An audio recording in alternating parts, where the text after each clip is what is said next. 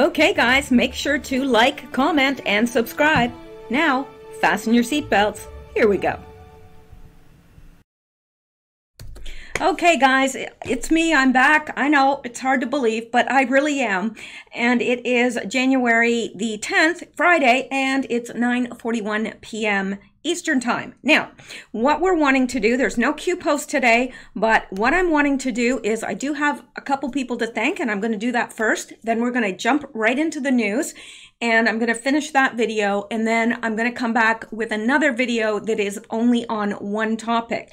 And you're not going to want to miss that, really. I know people say that all the time. No, you've got to see this. But really, you do. Because this is probably the most important thing you've never heard of. So stay tuned for the second video after this, and you will get that, or you can check it out tomorrow. I know it'll probably be late by the time that I get the second video posted, but it'll be worth it.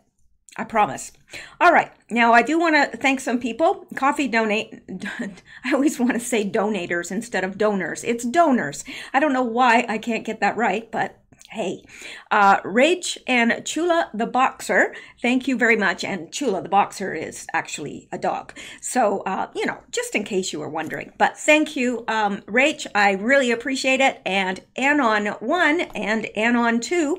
Two separate anons, so that's the only way I can distinguish them one from another. But thank you very much. And Bobby Garner, he's been a listener for forever. So I know who Bobby Garner is, and thank you very much, Bobby. And we picked up a new Patreon supporter, Tanya Nair. Thank you very much, Tanya. And I got a couple things in the mail today. Well, one yesterday, one today. And one from Pam V from California. I've heard from her lots. She sent me lots of stuff, and thank you. This time she sent it to Sammy and Xander. So they let me know that they got a Christmas card, and they were pretty pumped about it. I'm just saying.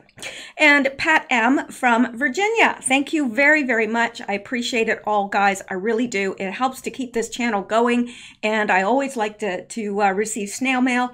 You don't have to send a donation along with it. You're welcome to, but you don't have to. I love getting snail mail because I like to see the listeners. I recognize their names a lot of time from comments, and it's nice to see their handwriting, and just, it's a personal touch that I really like. I really want this channel to everyone to feel kind of at home here, and I'm hoping that you do. Anyway, and new listeners are always welcome. So anyway, I'm going to skip over this part because that we'll cover in the second video, and we're going to get to the news. And there's a lot of that, so not sure if I'll get through all that tonight either. But let's go up here to where it starts, right here, and we will just jump right in. All right. Now, let me just click over here quickly to make sure everything's recording, and it looks like everything is. So hopefully the sound's good, the picture's good, and everybody's okay. Let's hope so anyway, because I haven't posted in 2 days. So, you know, I want to make this count. All right. So let's just jump in with this. I'm a little upset about this. Well, to say I'm a little bit upset about it would be an understatement, but it is coming from MSN. And when have they got anything right? I don't know. So I don't know what to think about this. Remember, Q says that disinformation is necessary at times, right? So could this be misinformation? I don't know. Or disinformation. I'm not sure, but it says Justice Department winds down Clinton-related inquiry once championed by Trump. It found nothing of consequence. Now, if it found nothing of consequence, it wasn't looking very hard. I'm just saying. I mean, really? It found nothing of consequence? My gosh, even the Anons can find things of consequence. You know, I mean, you start looking into Hillary Clinton, and it's an endless rabbit hole of things of consequence. So where they came up with that, I don't know. But I'm not going to read all of this. A Justice Department inquiry launched more than 2 years ago to mollify conservatives clamoring for more investigations of Hillary Clinton has effectively ended with no tangible results, and current and former law enforcement officials say they never expected the effort to produce much of anything. Now, you know, as you can tell, this is so biased. I mean, you can tell just by the way it's written that it's completely biased. Oh yeah, the law enforcement never thought they'd produce much of anything either. Yeah, right. Okay. Have they talked to all the law enforcement? Have they themselves tried to look into anything to do with Hillary Clinton and the mile-long list of people that have disappeared or committed suicide or been shot in the head with the wrong arm and found in a park with no grass on their shoes? You know, things like that. No, I don't think they have. John Huber, the U.S. attorney in Utah, was tapped in November 2017 by then Attorney General Jeff Sessions to look into concerns raised by President Trump and his allies in Congress that the FBI had not fully pursued cases of possible corruption at the Clinton Foundation and during Clinton's time as Secretary of State when the U.S. government decided not to block the sale of a company called Uranium One. As part of his review, Huber examined documents and conferred with federal law enforcement officials in Little Rock who were handling a meandering probe into the Clinton Foundation. People familiar with the matter said current and former officials said that Huber has largely finished and found nothing worth pursuing, though the assignment has not formally ended. So here we get to a little snippet in here in all this mass of bias disinformation. We've got the crux of this right here, buried, well buried, saying Huber has largely finished. But wait, though the assignment has not formally ended and no official notice has been sent to the Justice Department or to lawmakers. Well, if no official notice has been sent to the Justice Department or to lawmakers and it's not formally ended, is it really ended? No, it's not ended. So again, we've got disinformation out there. Now, it could be this much truth in there. There could be 90% truth and 10% error. We don't know. And until we hear this from formal channels, we're not going to know. So don't get your knickers all in a wad like I did today, you know, until I started thinking through this and started reading this more carefully. And then I thought, wait a minute. Has MSN ever been right on a story? Very rarely. So there you go. And I'm not going to read the rest because that is the crux of it. It's not formally ended. Although they'd like to say that it winds down and nothing of consequence has been found. How do they know? How do they know nothing of consequence has been found? Who have they been talking to? The DOJ hasn't even announced that yet. So how do they know? Or is there somebody leaky within the Congress or the Senate? Is there somebody leaky? We've got a lot of leaky people there like Schiff and Pelosi, and well, there's a whole darn lot of them that are leaking. They're leaky liars. So no, I don't place much weight on this until we hear it from formal channels. That's my take on it. You can do with it what you want, but yes, my first inclination was to get very, very upset until I read that. It's not formally closed. So how do they know that it's found nothing of consequence? Do you think that they would tell MSN? Really? I don't think so. All right. So let's go back because there's lots to get to tonight and we need to keep moving.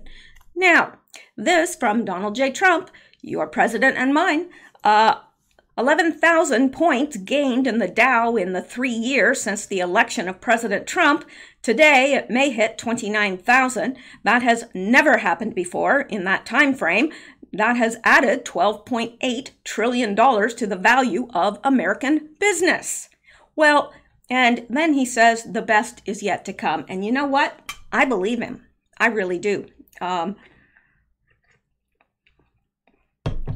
Woo, that's hot. I poured myself some tea. I put this, a listener sent this to me. You know who you are. And it stays hot for 24 hours. And my gosh, this tea is like, it could, I think it could burn people's mouths that weren't even in the room. So I think I'll take that off and let it cool a bit. Okay.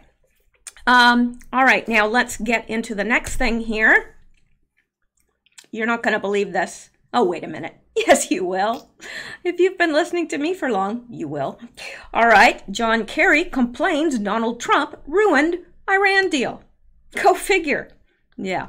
Former Secretary of State John Kerry complained Thursday that President Donald Trump was ruining everything he and former President Barack Obama achieved with the Iran deal. That's right, John Kerry. That was the plan. Or didn't you know? I don't know. He put his disdain for anything done by the last administration ahead of his duty to keep the country safe, Kerry wrote in a mournful 1,000-word op-ed for the New York Times. The former Secretary of State is currently supporting former Vice President Joe Biden for president and campaigning for him in Iowa. Well, John Kerry, if you want to back a loser, you go right ahead. We won't stop you. Why would we stop you? You know, you don't do anything. When the enemy is destroying themselves, you don't do anything. You just watch. So, knock yourself out. Fill your boots. All right, Kerry argued the Iran deal was working, but Trump threw it all away, which only empowered Iran's Quds Force commander Qasem Soleimani. Yeah, it's all Trump's fault. All Trump's fault. Right. Had nothing to do with all the cash we sent them on planes unmarked. No, had nothing to do with that. There were no missile attacks on United States facilities. No ships were being detained or sabotaged in the Persian Gulf, he wrote about the state of the Middle East under the deal. There were no protesters breaching our embassy in Baghdad. Iraq welcomed our presence fighting ISIS. Yeah.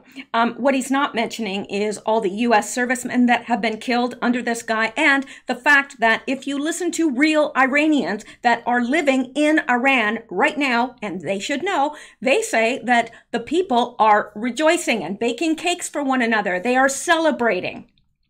He didn't just kill U.S. servicemen. He killed his own and others. He was a terrorist. What is that? What is it that Kerry doesn't get about that? How should we, I don't know. How can you, the man is so deep in crap himself that I don't even know why they would listen to him, to tell you the truth. He should be indicted for treason, if you ask me, for everything that he's done. He said Kerry even said that although Soleimani was a sworn enemy of the United States, America benefited from his efforts to fight ISIS. Yeah, that didn't work out too well, John Kerry. Just saying. Occasionally, when American and Iranian interests aligned as they did in fighting ISIS, we were the serendipitous beneficiaries of his relationship and levers, as were the Iraqis, he said, referring to Soleimani. But this was a rare exception. Kerry even praised Iran's response after they detained 12 American sailors in 2016, thanks to the foundation of diplomacy laid by the Obama administration. And yeah, there's nothing like a billion, several billion in cash to help with diplomacy. Absolutely. I think most countries, you give them that much money, they'd agree to anything, don't you think? Doesn't mean they'd stick by it, but they'd agree to it. So the failed 2004 Democrat presidential candidate accused Trump of alienating American allies in the Middle East and acting recklessly without a strategy. Well, we're not at war, are we? Everybody said, oh, it's the start of World War III. We're all going to die. Well, we're still sitting here. Nothing happened. A big nothing. Zilch. Nada. So we have been left with an incoherent Iran and Iraq policy that has made the region more dangerous and put Americans at greater risk. Oh, join me in an eye roll, everyone. Yes. The former Secretary of State warned of a repeat of the Iraq War on Vietnam under Trump, warning young Americans were frightened about dying in an upcoming war with Iran. Our diplomacy should not be defined by bluster, threats, and brinkmanship, tweets, or temper tantrums, but by a vision for peace and security, addressing multiple interests of the region, he wrote. Well, John Kerry, your diplomacy has not worked in the region, has it? No, it hasn't. I don't think anything that you've done at all has worked. But what do I know? All right, let's go back now because there's more to get into, and we do have a lot to get to, and it's all important stuff. So this is interesting right here. So this was placed by an anon on the 8kun channel, and it's interesting because it says, keep in mind a couple of things regarding the Washington Post BS article on Huber. Okay, now the Washington Post ran with an article about this whole thing too, that they didn't find anything on Clinton and nothing's there and blah, blah, blah. Okay, 1, there's a likelihood that Q took control of the MSM or is feeding them links that they think are real. 2, the average sleeping normie has never even heard of John Huber, so this is a way to enter his name into their consciousness. 3, this gives libtards and the deep state the false hope that their heroine, Kill Dog, is going to walk.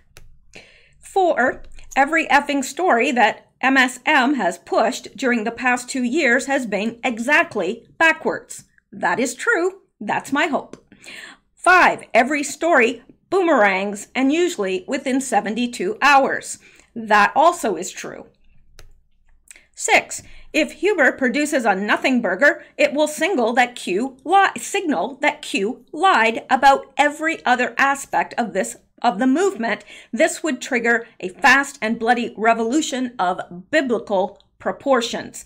Yes, yes, it would. Imagine if we found out that everything Q had said would happen is not happening. It's not. It's the opposite. You can bet people would be enraged because the whole world is following Q. Now, I'm not saying every person, but I bet you every single country is represented. Maybe not China, but maybe China. Who knows? Anyway, 7, Q is fully aware of number 6 directly above this line. So, yes, and nothing follows as you were. So I think that was a very good post because it makes us think about this, and it makes us think about the fact that, yeah, have they been right about any of the other stories? So why would we now say that they're getting it right? Just saying. It could have been leaked to them on purpose. And I think that is the likely scenario, but again, we don't know until we know. So there you go. All right. I know that's profound, right? We don't know until we know.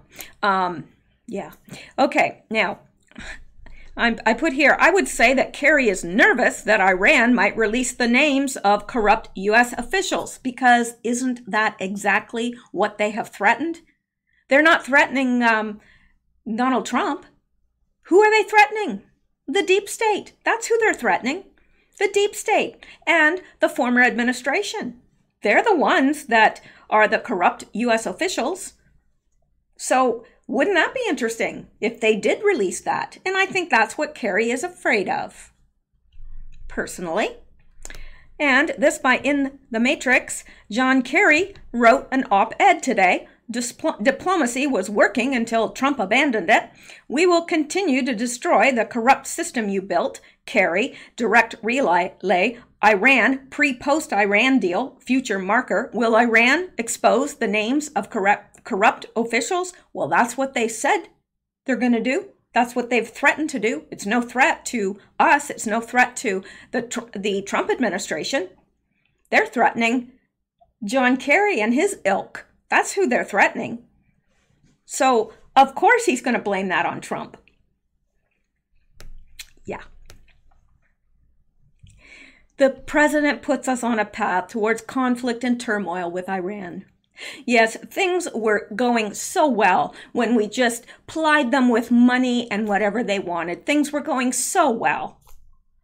Oh my gosh, this guy, I don't know. He's out there, as are most of the Democrats now. I don't know what's happening to them. Might be from eating all that strange flesh that they eat. You know what I'm saying. That stuff's hot, man. It's hot. It's green tea and lemon. I thought it would help my throat, but it might not help my throat if it burns it. All right, let's go on now. Enough said about the tea. All right, brutal. Secretary Pompeo confirms Democrats lie like rugs and media carries their water. Oh, you gotta love it.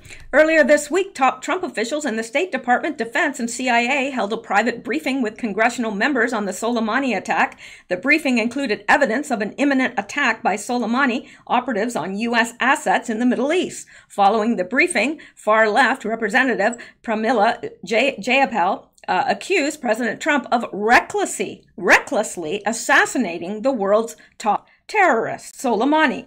Wait a minute. Recklessly assassinating the world's top terrorist? Think about that. I mean, if you happen to be somewhere back when bin Laden was alive and you came across him and you whipped out your pistol and you killed him, do you think anyone in the whole world would have said, "Oh, that was reckless. You assassinated the world's top terrorist. That was really reckless"? No, I don't think anyone would have said that at all.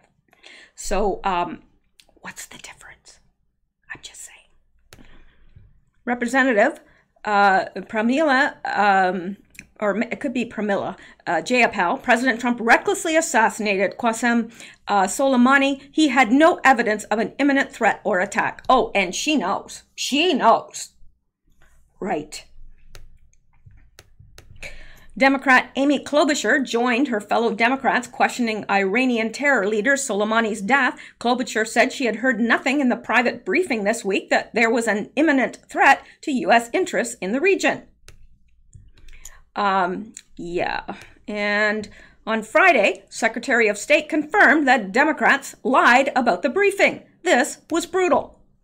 And just notice, if you will, the color of his tie, because we're going to come back to that later.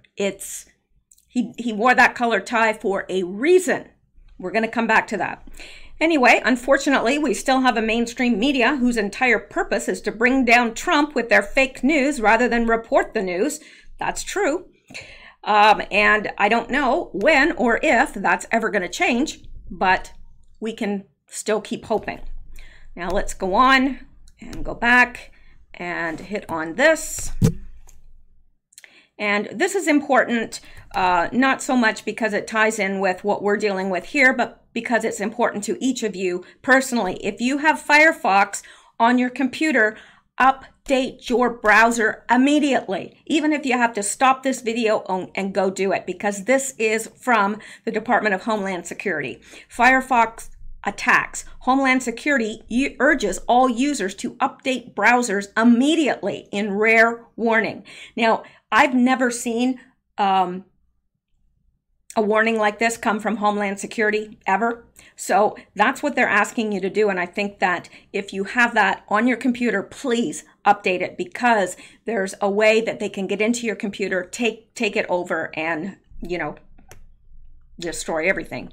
If you use Mozilla's Firefox web browser, you'll want to drop what you're doing right now and update it. That urging doesn't come from Mozilla. It comes from the United States Department of Homeland Security, Cybersecurity and Infrastructure Security Agency. The issue is this: Firefox versions for desktop older than the just patched version contains a critical vulnerability that could allow an attacker to take control of a user's entire operating system, whether they use Windows or Mac. More alarming, the vulnerability is already being exploited in the wild, thus Homeland Security stepping in with the urgent plea for users to upgrade. Now, I'm not going to go through and read the rest of this, because the important thing for you to know is this is coming straight from Homeland Security, and they don't very often jump in and tell people something like this and that it's urgent. So please, if you have Firefox, make sure it's updated, or remove the one that you have, the Firefox browser that you have from your computer, and reinstall. So it's better safe than sorry. The chances are probably slim that you in particular would get targeted, but slim is not nothing. So yeah, if the prospect is there that you could be exploited in that way, then please, it just takes a minute of your time, possibly more if you're not computer savvy, but ask somebody that is, because I know a lot of older people, they're not as computer savvy, but you must have a young person around you, even a neighbor's kid, they'd know. So there you go. All right. that's my good deed for the day. And let's look at this. This is alarming as well. Iranian man with machete and knives arrested near Mar-a-Lago. Now, it's weird to me. How do they know he's an Iranian man? But I guess if he's arrested already, they would know. But this is a bit alarming. Okay, it's a lot alarming. An Iranian man has been arrested on weapons charge near U.S. President Donald Trump's Mar-a-Lago resort in Florida after police found him in possession of a machete, knives, and a large amount of cash, according to local officials.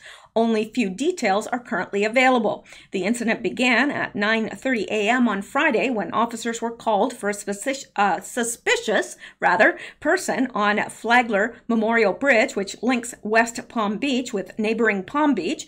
The man, who was later identified as Masood, a name I can't pronounce, was taken into custody at Bradley Park. Police spokesman Michael Ogrodnik told the Palm Beach Daily News that Zola was found to have a machete, pickaxe, 2 knives, and $22,000 worth of cash. Not too many people carry around $22,000 worth of cash. Very, very few, because it would be foolish. Unless you're, buying cocaine and hookers. I don't know why anybody would be carrying $22,000 worth of cash around, but hey. He has no known address in the U.S., and a vehicle he used was found at Palm Beach International Airport, where it was searched by the bomb squad. Other details about Friday's arrest were not immediately known, but local police said they were working on the case with federal partners. According to WPBF TV, the incident happened less than 3 miles, 5 kilometers north of Mar-a-Lago, and comes amid heightened tensions between the U.S. and Iran. So that is very interesting. Not sure if you'd heard it or not, but it's something to consider. Now, again, we don't know anything about this yet. It's just come out in the news, and really, there's been no updates that I'm aware of on it so far. All right. Now, let's go back and get to the rest of the news. Now, this by Ricky Gervais, and of course, he was the one that hosted the Golden Globes Award and really let them have it. So I guess a lot of people have been wanting to follow him on Twitter and so forth. And he said, if you don't believe in free, okay, no, this isn't the one, but there was another post that he had saying, look, I'm fine with allowing people to follow me that don't agree with me or that are vehemently opposed to the things that I am. And, but then he had this post about free speech. And this is the truth. If you don't believe in free speech for people who you disagree with and even hate for what they stand for, then you don't believe in free speech.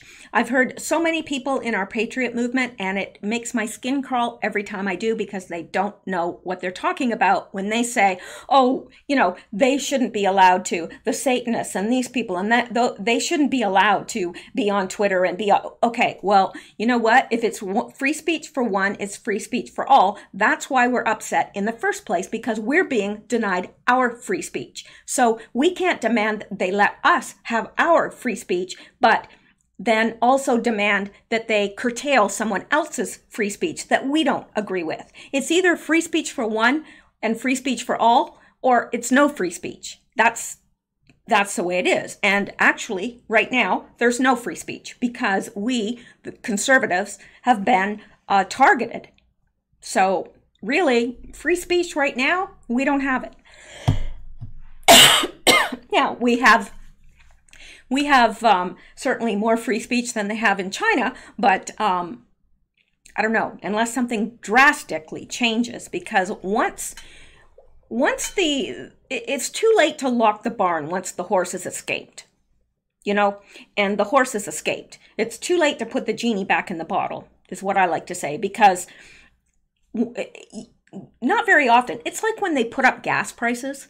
They put up gas prices. Well, they don't usually go down lower to where they were before they went up. No, they come down, but they're still a few cents higher than they were. And then the next time they jump up and then they come back down, but they're a few cents higher. It's like that. It's like you never really get back what you lost. Now, under Trump, That could change. I hope it does.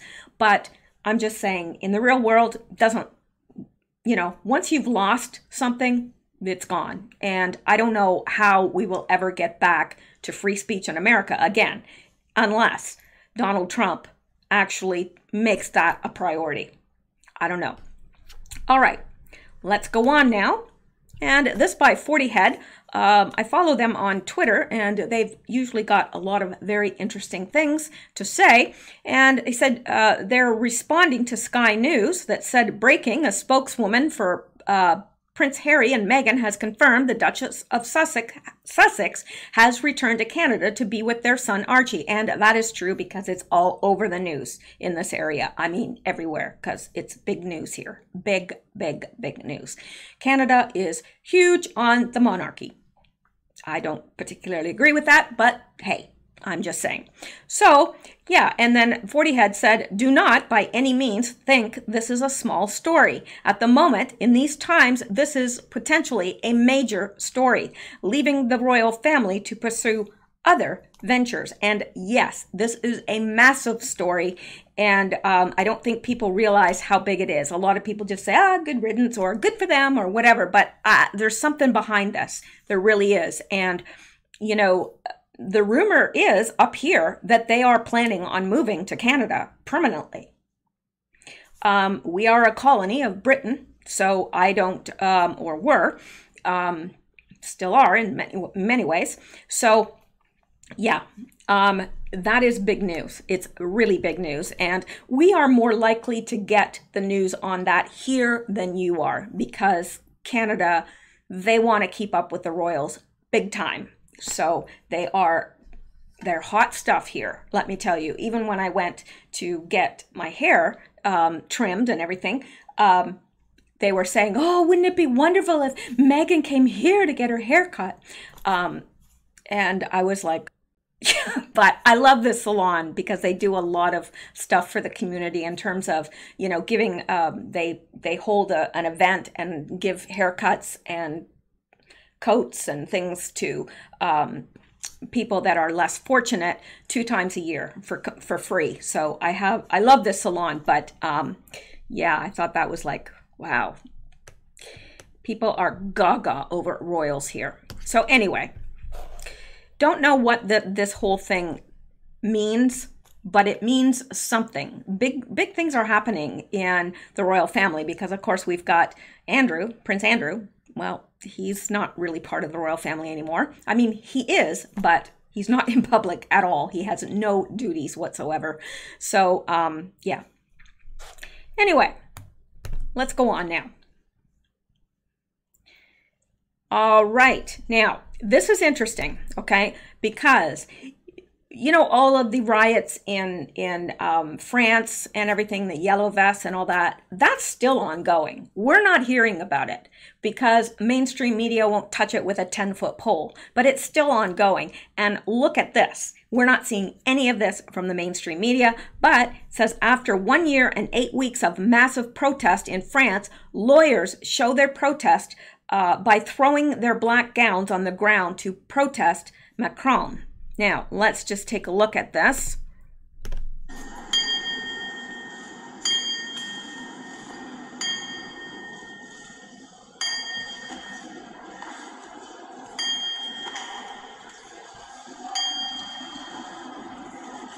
That's huge. That's huge. When have you ever seen something like that? That is, I think that is extremely huge. Have you ever seen anything like that? You know, these are the lawyers in France. They're sick of Macron, and they're protesting by simply throwing their black gowns on the ground. And it's peaceful, but it gets attention, and I think that is a wonderful way to protest. I don't know what it'll accomplish, but nonetheless, we're not hearing any of it over here, are we? And that, to me, you know, tells me something. All right, it's still hot. Okay, let's go back now. There's more to get to. There's always more. Except for when there's not. Okay, now, Okay, I'm sorry to have to do this to you. Really? Like I am. No, I'm not. I lied. So our tax money is paying for this deranged and indecipherable person in power, and we just have to go along with this insanity? Yeah. And this person, Caleb Hubb, says $500 to anyone who can figure out what she is even saying. Well, your guess is as good as mine. Getting back to sports, because that's all we live, right? Football, college, high school, professional. Do we send in our team, or do we have to send in special team as well as the team? Because we have to know what that trial. Getting back to sports, because that's all we live, right? Now it's just starting over again. But do you have any idea what she's talking about? I don't either.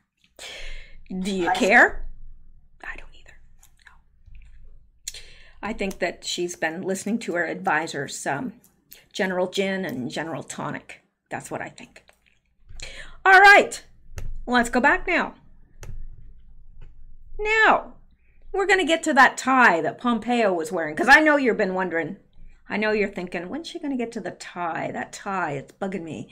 What's so important about a green tie? You'll find out. All right, let me make this a little bigger. I know, you tiny phone people. I love me my tiny phone people now. Don't think I'm making fun of you. I'm not. I'm just honored that you would even want to watch me on your tiny phone. So, no, I'm not going to make fun of you. I'm going to help you all I can. All right, look at this. Now, I know this is a little bit blurry, and I can't make it unblurry, but this was posted on the 8kun channel by an Anon, and it says, live breaking news, note Secretary of State Mike Pompeo to appear on NBC, CNN, ABC, CBS, Fox, and Fox News on Sunday morning to discuss Iran. And this Anon said, wear a Pepe green tie, Mike. And what does Pompeo do? Pompeo wears a green tie on 1/10/2020. Anon asks Pompeo to wear a green tie on 1/4/20. And there is his green tie. Now, do you think that that's just a coincidence? Because that's like a neon yellow or neon green tie that doesn't look real appealing on TV, to tell you the truth. And he was willing to do that just to have a shout out to the Anons. Now, that to me is pretty cool. Like, really, that tie looks ridiculous. But he was willing to do that for us, to look ridiculous. And it does. I mean, nobody wears, that's just not very businesslike, and doesn't give you that authoritarian, you know, a nice blue tie, a black tie, a red tie even. Red tie would be good, but green? No, that's not a coincidence. So there you go. That's why he was wearing a green tie. People were probably out there in television land looking at that and going, what is that fool wearing? Little did they know. Yeah. Okay. And now this is brand new news. It is very, very new news, you know, because who wants old news? Then it's, I don't know, it can't be called news anymore if it's old. Have to be called olds. Anyway, the most trusted mediator between U.S. and Iran, Sultan, I don't know how to pronounce his name, Qaboos of Oman, has died. He was the world's longest serving monarch since 1970. So he has died, and he is a key player in regional diplomacy, and he's long believed to have been ailing. So he has died, and, you know, this was not something that they're thinking he was killed or anything like that, because he had been ailing for a long time. He has no heirs. So who knows what's going to happen there? But here's the thing. He was key in keeping the peace in the region. So what is going to happen? I don't know. Yeah. I don't know. All right, now let's look at this. Again, I'm not saying that this is absolutely, positively the only way to interpret this. I don't know. but this is by Steve Lundgren. All 176 people on board a Ukrainian passenger plane were killed when it crashed shortly after taking off from Tehran, which is the capital of Iran. On Wednesday, Iranian state media reported IRNA said 167 passengers and 9 crew members were on board the Ukrainian International Airlines 737-800. Now, when you take the 170 or the 167 and add 9, and we know that Q does communicate this way. We know it. So 169 or 167 plus 9 takes us to post 1679 by, and what do we have there? We have a photo of, and nobody has known what this meant, but it's a United Airlines jet photo. Interesting, and it's from the 4th of July, 2018. So I just think that's interesting that you take those numbers and you plug it in to the Q post and you come up with a picture of a jet. What are the odds? I'm just saying, what are the odds? I don't know. Maybe we have some statisticians here, mathematicians, I don't know, but I would think that the odds of that are pretty slim. Just saying. All right, let's go on now. Why? Because we can. But I'm going to have to stop soon because I want to be able to get to that second video for you. All right, this is from Army Cyber Command. Army scientists have developed radically new device that opens door to creation of extraordinarily powerful quantum networks. Read the full story and check out Army Cyber, #cyber, and related news at army.military/Army Cyber. Now, this is interesting because it's saying that it could open the door to creation of extraordinarily powerful quantum networks. Now, if you want to know anything about quantum computers, you should look it up because what they can do is phenomenal. I mean, out of this world. It's scary. It's interesting, but it's also a little scary if you ask me. So I don't know how you feel about this, and I would be welcome to know and to find out what you think about this. So please leave your comments in the comment section below. I comb through them, and I think most of you do as well, and especially the regulars, they tend to chat back and forth, and I like that. I like to see that. It's friendly. So anyway, let's go back now and let's look at this. Yes, this is very interesting. It says, I picked up my 8-year-old at swim team practice tonight. Earlier this week, faculty said we should expect to have a difficult time at pickup because Elizabeth Warren was holding a rally at 5:30 p.m. This is her rally that started 30 minutes ago in the primary state of New Hampshire. And I don't know about you, but who's there? Like, nobody. Wow. I mean, did you see the amount of people that were at the Trump rally in Toledo, Ohio? I mean, and they were all waiting out in the cold. A lot of the people were waiting out in the cold. The lineup was like forever. I mean, just somebody was taking like a video and just, you know, moving along the line. And I thought, my gosh, does this line ever end? Hope there's no disabled people there. But anyway, I thought that was very interesting. I don't know how anybody can think that anyone other than Donald Trump is going to win 2020 unless they do something massive with the, you know, in cheating. I don't know. But Q said the election's safe. So I don't know. I guess we'll have to go with Q on that. All right. And let's look at this. This right here. Yes, this is very interesting, and I think, if I'm not mistaken, I have something a little better than that on this. Yes, let's forget this. I'm going to delete this because it's not as, I went to the source instead, which is always better. Breitbart exclusive. Border Patrol circulates intel alert titled Suspected Suicide Bomber en Route to the U.S. Interesting. Very interesting. Now, how would they know? I don't know. You couldn't say, well, we know it's a suicide bomber because they've done it before, because, yeah, they only get one kick at the can with that.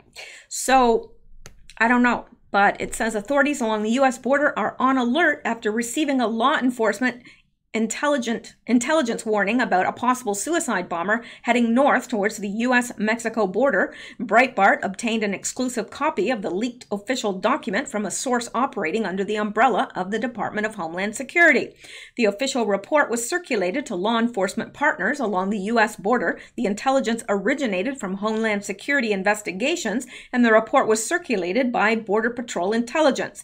Breitbart confirmed the authenticity of the document with multiple law enforcement sources. However, the details contained within the report have not been verified by Breitbart, and the purpose of the officials circulating the warning is to alert other authorities and to seek help in verifying the accuracy of the information.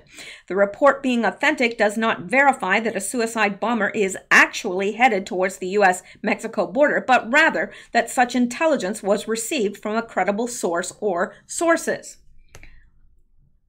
So here is the actual intelligence alert from January 8th, 2020. Operations Center, suspected suicide bomber en route to the U.S. On January 8th, the Yuma Sector Operations Center received information from Homeland Security investigations regarding a Guatemala national something redacted, no further information, who was deported from California approximately a year ago. Information received claims that, redacted, may attempt to smuggle 4 males and 1 female, suspected suicide bomber. Oh, it's the female that says the suspected suicide bomber. Well, that's very chivalrous, isn't it? Yeah, there's 4 guys and there's 1 girl. Yeah, you be the suicide bomber. All right. And of Middle Eastern descent into the United States, HSI reported the group transited through Guatemala, Belize, and is currently in Veracruz, Mexico. The group is supposedly en route to San Luis Rio, Colorado, Sonora, Mexico. At HSI reported they received information that the group will be making entry into the U.S. along the All-American Canal in the next couple of days. No specific location or time given. Agents are reminded to remain vigilant and aware of their surroundings at all time. If further information is received, please contact the Yuma Sector, OPCEN. All right, according to the document, and we just read it, so we don't need to go through that, but that Breitbart redacted contact information and images from the official report, as well as the name of the alleged individual accused of leading the group. So that is it for that, but I think that it would be very wise of us, especially those of us that are in those areas, just be alert. I don't know, it's hard to even say that, to be alert, because we're all alert all the time, because terror can happen anywhere anymore, anywhere, and usually happens in the place you least expect it. But keep your eyes peeled. That is a saying that my mother always says, and I always say, ouch, that sounds so painful. And it does. So I try not to ever say it except when my mother comes out of me. All right. Now, let's get back to this, and we are on the last item. Okay. Now, oops. Iran caught using bomb-sniffing dogs to scrub crash site for any remains of a missile or explosives. Well, isn't that interesting? Here's another thing I find interesting. That crash, think about that. It was definitely shot down by a missile. It was on fire. It crashed to the ground. How is it that there were all these bodies intact? I don't know. I'm not thinking that there would be intact bodies at that point. The missile shot it. There's very, very little of the aircraft left, just bits and pieces, nuts and bolts, and yet the bodies they were putting into body bags were like intact bodies. I don't get that. Sorry, I don't.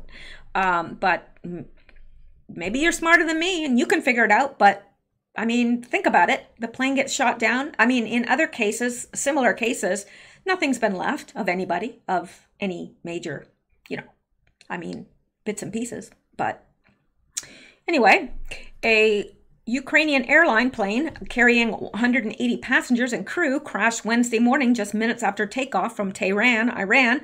This came on the same night that Iran fired over a dozen missiles at U.S. bases in Iraq. Al Hadath Dubai News reported a missile took down the Ukrainian flight after the crash on Wednesday. Ukrainian officials on Thursday said they want to investigate the crash site for missile parts after images appeared on the internet. And photos of the Ukrainian flight show shrapnel damage on the wings and fuselage. And yeah, like people are saying, oh, no, that's not shrapnel. I don't know. Looks a little weird to me. So on Thursday, U.S. officials announced they are confident the Ukrainian jetliner was shot down. And this CBS Morning said has learned U.S. officials are confident that Iran shot down a Ukrainian jetliner in the hours after the Iranian missile attack on U.S. targets. 176 people were killed, including at least 63 Canadians. And also, there were 6 nuclear scientists on board. 6. And a whole lot of Canadians. That's a lot of Canadians on one flight in Iran. Some of them, there was one, a guy, a stellar student at Queen's University, where I went to school. It's from Kingston, just a little bit, not that far from me. So, and a whole bunch of them were from the west coast of Canada as well. So, not sure what all those Canadians were doing on board. I guess not much. Not much now. I don't mean to be cavalier about it. It's absolutely horrific. And I wouldn't wish that on anyone, even my enemies. I would not wish that on anyone. But what happened and what the truth is, I don't know if we'll ever get at. And on Thursday afternoon, Canadian Prime Minister Justin Trudeau, told reporters there is evidence the Ukraine airliner that crashed in Iran, killing 176 people, including 63 Canadians, was shot down by an Iranian surface-to-air missile. On Friday, it was reported that the Iranian regime picked the site clean of virtually all pieces of the plane, and the crash site was not cordoned off. And new photos via Heshmat Alavi make it appear like the crash site was bulldozed to hide the evidence.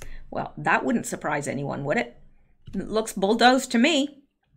It's pretty much picked clean of anything. And I know that they'd have to go over it with a fine-tooth comb to, recover any remains and so forth. But, yeah, I think they're hiding evidence. Personally, I could be wrong.